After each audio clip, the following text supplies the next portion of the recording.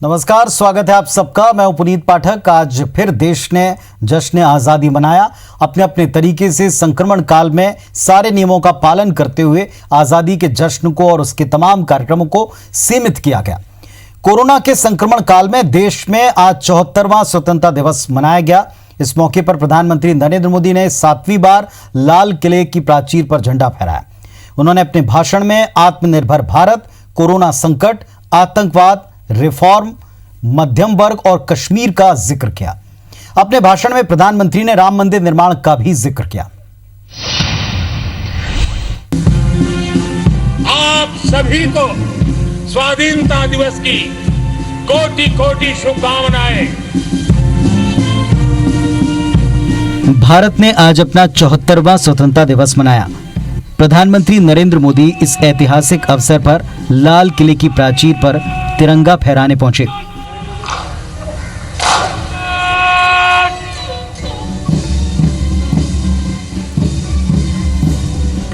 इससे पहले प्रधानमंत्री ने राजघाट जाकर राष्ट्रपिता महात्मा गांधी को श्रद्धांजलि दी।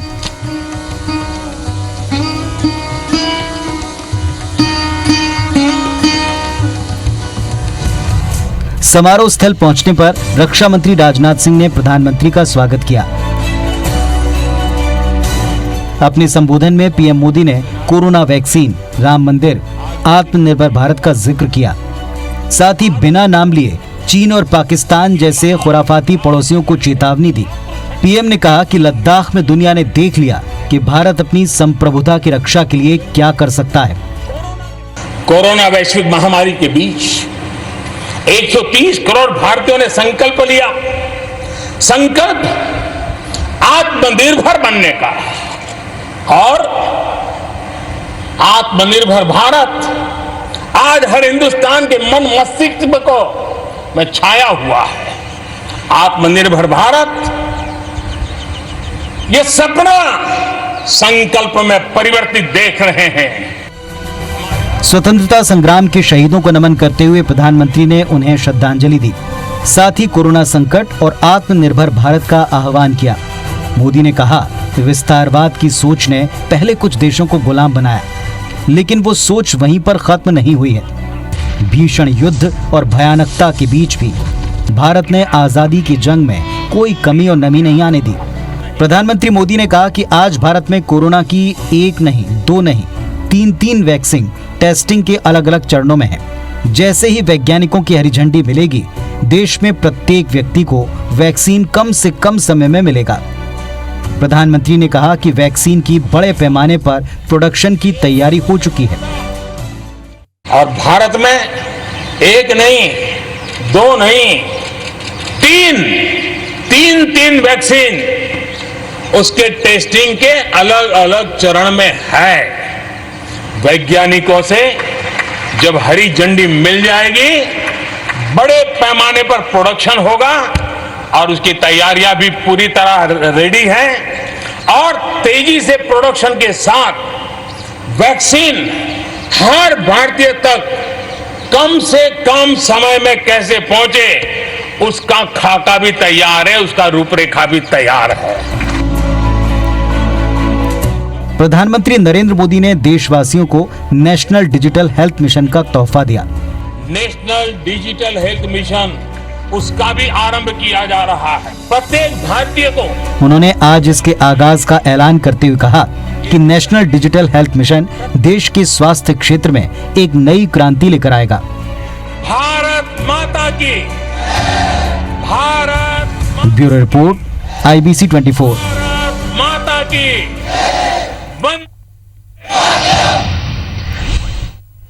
इधर छत्तीसगढ़ के मुख्यमंत्री भूपेश बघेल ने स्वतंत्रता दिवस पर आज राजधानी रायपुर के पुलिस परेड ग्राउंड पर मुख्य समारोह में ध्वज फहराया। उन्होंने प्रदेशवासियों को अपने संदेश में कहा कि हमने आज़ादी की लड़ाई से न्याय की यात्रा शुरू की थी, उसे अब जन जन तक पहुंचा रहे हैं। मुख्यमंत्री ने इस मौके पर प्रदेशवासियों को कई सौगातें दी। डॉक्टर राधाबाई डायग्नोस्टिक सेंटर योजना शुरू करने का ऐलान किया।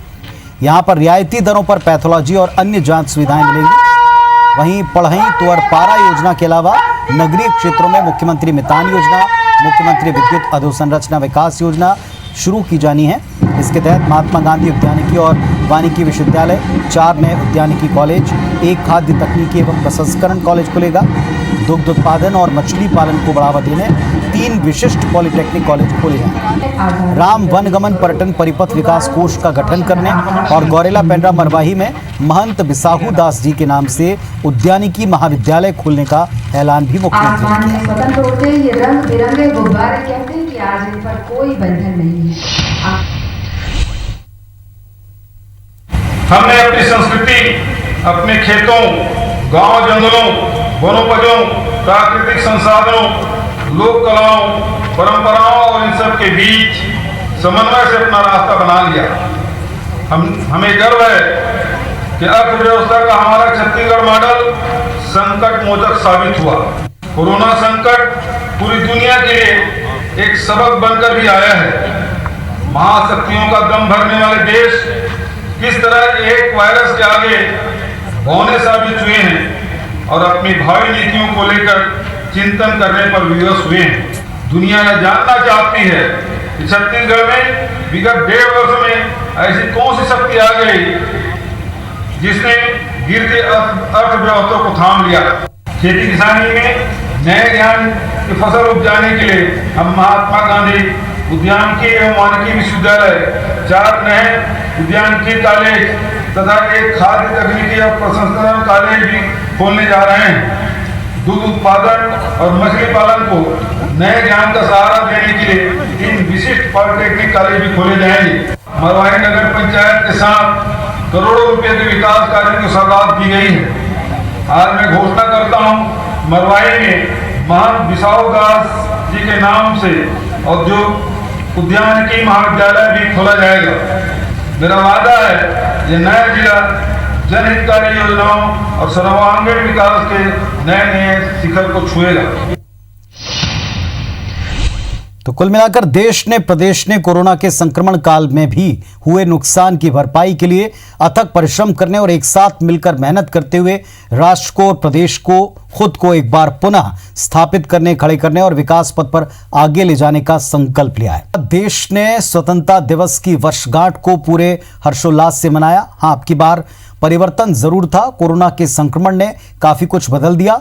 सार्वजनिक समारोह की जगह निजी समारोह, निजी तौर पर खुशियां मनाना, अपने घर परिवार में रह कर के देश को और देश के वीर सपूतों को नमन करना, जहां घरों में ये क्रम दिखाई पड़ा, वहीं राष्ट्रीय समारोह का स्वरूप भी सीमित लोगों के साथ, केवल आमंत्रितों के साथ में ही दिखाई पड़ा। मध्य प्रदेश की बात करेंगे। मध्य प्रदेश के मुख्यमंत्री शिवराज सिंह चौहान ने भोपाल के मोतीलाल नेहरू स्टेडियम में मुख्य समारोह में ध्वज फहराया और इसके बाद सीएम शिवराज ने परेड की सलामी ली। उन्हें गार्ड ऑफ ऑनर दिया गया। हर एक रस्म निभाई गई। मुख्यमंत्री ने जनता के नाम अपना संदेश भी दिया, जिसमें उन्होंने कहा कि अब की बार लक्ष्य है आत्मनिर्भर मध्य प्रदेश। इसके पहले सीएम शिवराज ने शौर्य स्मारक पहुंचकर भारत माता की एक प्रतिमा का अनावरण किया। बीजेपी दफ्तर जाकर झंडा भी फहराया।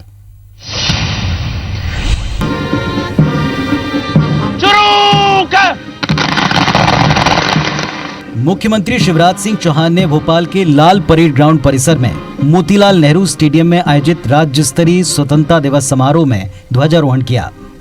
इस मौके पर मुख्यमंत्री ने प्रदेशवासियों को स्वतंत्रता दिवस की बधाई दी। भारत माता की जय, भारत माता की जय। सीएम शिवराज ने परेड का निरीक्षण किया।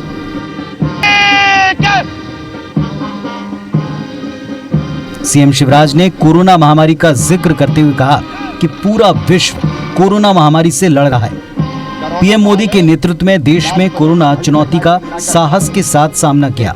देश सहित मध्य प्रदेश में कोरोना के लिए सुनियोजित व्यवस्थाएं की गईं और उस पर प्रभावी नियंत्रण किया गया।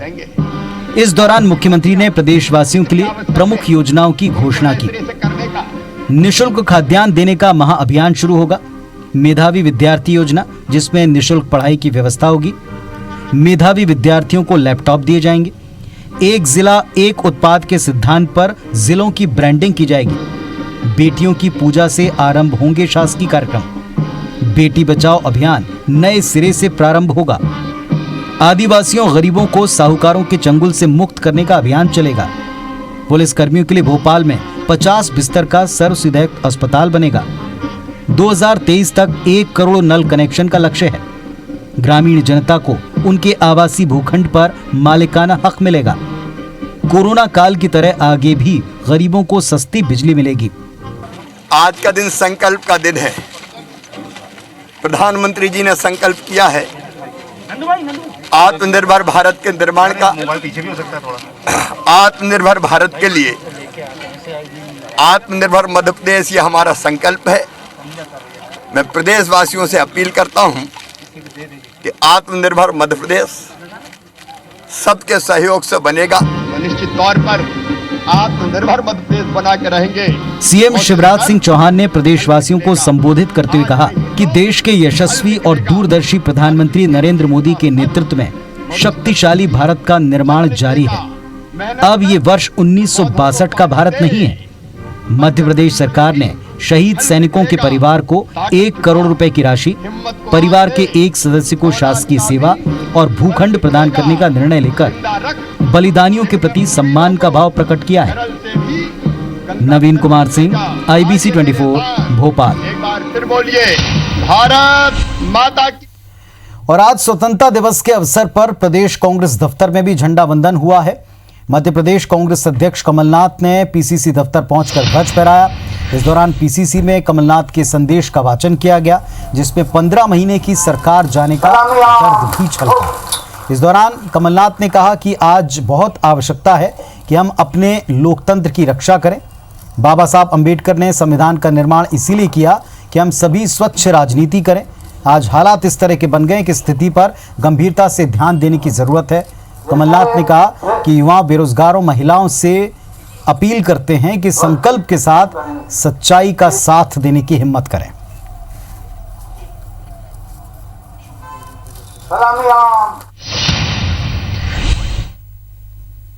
बाबा साहब अंबेडकर ने जब संविधान बनाया था, उन्होंने एक स्वच्छ, साफ, सैद्धांतिक राजनीति में देश का उनका नजरिया था।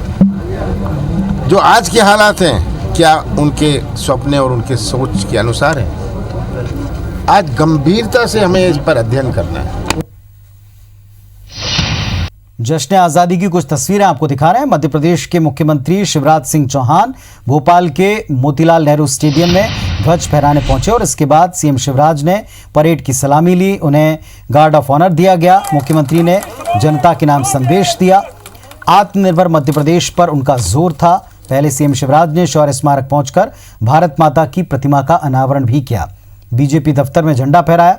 उन्होंने कहा कि हम सरकार में जब से आए हैं तब से कोरोना के प्रदेश में पैर पसार लेने के साथ साथ इससे लड़ने के जरूरी इंतजाम नहीं थे, लेकिन हमारी सरकार ने युद्ध स्तर पर काम किया। अस्पताल, दवा, जरूरी मेडिकल इक्विपमेंट मुहैया कराए। उन्होंने कहा कि जिले के साथ में एक उत्पाद को जोड़ने पर अब आगे जोर रहेगा। हर जिले का एक उत्पाद होगा, एक विशेष वस्तु के लिए वो जिला जाना जाएगा। उन्होंने गरीबों के लिए कई सारी घोषणाएं की, योजनाओं की जानकारी दी।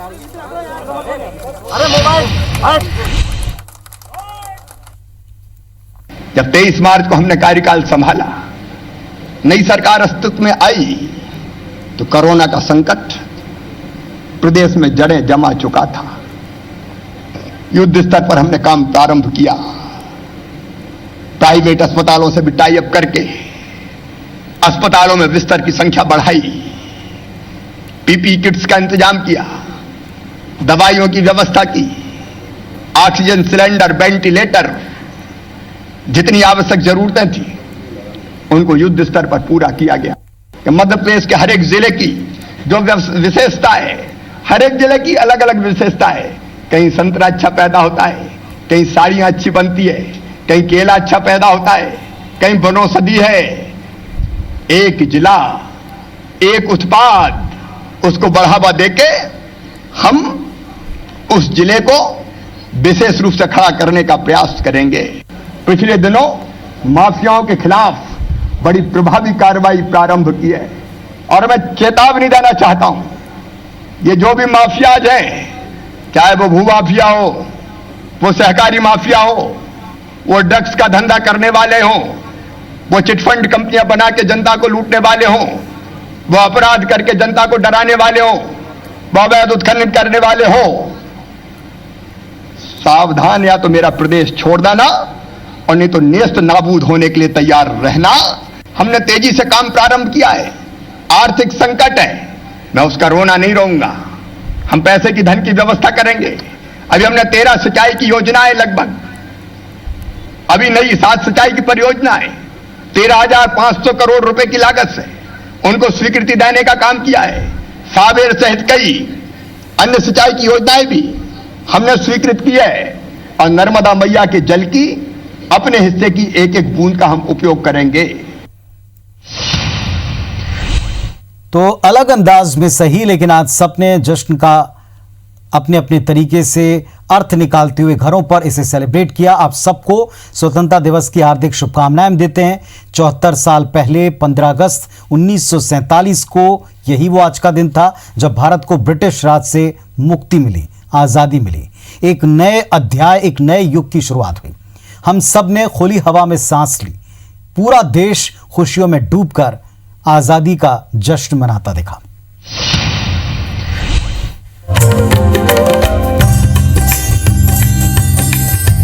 ये है आजाद भारत की तस्वीर। यहाँ हर एक चेहरे पर लिखी है आजादी। आजादी एक वादा है, आजादी एक आश्वस्ति है, आजादी एक लहर है, आजादी एक ज्वार है, आजादी हमारा कुदरती हक है। ये बेलौस हंसी, ये बेफिक्र आंखें और ये उत्सवी बेला, ये सब गवाह हैं उस आजादी के जो हमारी है, जो हम सबकी है। आजादी अपने ढंग से जीने की, आजादी सपने देखने की और आजादी सपनों को परवान चढ़ाने की। सपने परवान भी चढ़ने लगे हैं। आजादी की नर्म छाया में चल पड़ा है तरक्की का कारवां। जोश की बुनियाद पर खड़ा हो रहा है ख्वाबों का, अरमानों का ये वतन हमारा, ये चमन हमारा है। आजादी के परचम को सलाम हमारा है। तो देश आजादी का जश्न मना रहा है, लेकिन कोरोना के चलते पहली बार ऐसा हुआ कि सार्वजनिक कार्यक्रम नहीं हुए। लोगों को अपने घरों पर ही स्वतंत्रता दिवस सेलिब्रेट करना पड़ा। और ऐसे में कभी देश की रक्षा में तैनात सैनिक कोरोना वायरस देने वाले चीन को कोसते दिखे हैं। नरसिंहपुर जिले के गाडरबारा के हर्रई गांव में रहने वाले हर्षदत्त शर्मा वायुसेना में रहे। वो 4 युद्ध देख चुके हैं। वायुसेना में अपनी सेवाएं दे चुके हैं। ऑर्डिनेंस फैक्ट्री में भी अपनी सेवाएं दे चुके हैं। भूतपूर्व सैनिक हर्षदत्त शर्मा का कहना है कि पहले जंग बहादुरी भरी होती थी, लेकिन चीन का जैविक जंग लड़ना ये बुजदिली भरा है। कई लोगों की जान इसमें जा चुकी है। पूरा विश्व त्राहिमाम कर रहा है। जंग के हालात में हर्षदत्त का हर पल हौसला बढ़ाने वाली उनकी पत्नी ये मानती है कि पहले कोरोना काल में संकट और चुनौतियां ज्यादा बढ़ गए। कोरोना ने त्योहार, उत्सव सबके रंग फीके किए।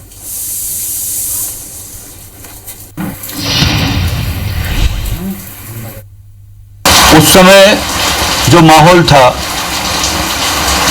आज भी वैसा ही माहौल है युद्ध का, और सब एनर्जेटिक है। पूरा देश सेना के साथ है, मोदी जी के साथ है। परंतु जो कोरोना वायरस ने आके एक लोगों को मानसिक रूप से परेशान किया है, वो ज़्यादा दुखद है, पीड़ादायक है। पहले बहुत अच्छी जिंदगी रही, बच्चे छोटे छोटे थे, बहुत अच्छा लगता था। कहीं आसाम है, बेंगलोर है, पूना है, सब जगह रहे 3-3 साल, बहुत अच्छा लगता था। अब तो बस गांव में आके रह रहे हैं। और अलग अलग जगह आजादी का जश्न हर एक जगह एक उत्साह के साथ मना, बस लोग कम थे, अपने घरों पर थे। जबलपुर में मध्य प्रदेश हाईकोर्ट की मुख्य पीठ में भी 74वां स्वतंत्रता दिवस कार्यक्रम आयोजित हुआ। मध्य प्रदेश के मुख्य न्यायाधीश जस्टिस A.K. मित्तल ने इस मौके पर हाईकोर्ट में तिरंगा झंडा फहराया। कोरोना संक्रमण के चलते हाईकोर्ट में स्वतंत्रता दिवस के कार्यक्रम को बेहद सादगीपूर्ण तरीके से बनाया गया। सोशल डिस्टेंसिंग का पूरा पालन करते हुए आयोजित इस कार्यक्रम में चुनिंदा लोगों को ही शामिल होने की अनुमति मिली। हाईकोर्ट जजेस और कर्मचारी की मौजूदगी में चीफ जस्टिस A.K. मित्तल ने परेड की सलामी लेते हुए तिरंगा फहराया।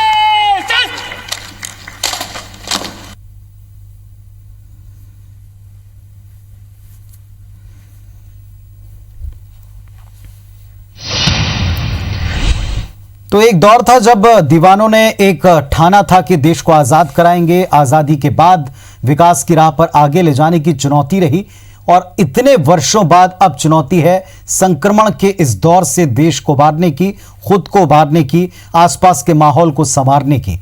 और इसका भी संकल्प आज देश ने, प्रदेश ने, आपने, हमने मिलकर लिया है। जय हिंद।